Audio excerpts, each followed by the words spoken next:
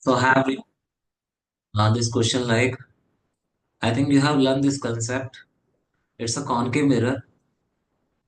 Concave mirror.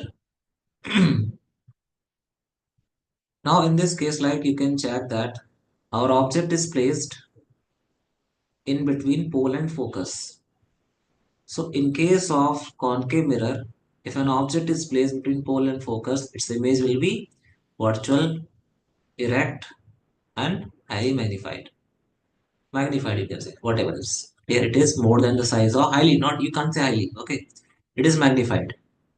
Okay. Now magnified means like it is more than the size of object. Erect means exactly straight. Erect means straight. Virtual means it will formed behind the mirror, you will say. Clear? Now since it is its nature, we know that magnification formula will be m is equal to minus v by u. Okay. Now here like what they are saying like the magnification of the image formed will have the following specification. They are saying. So you tell me like u is negative. Okay.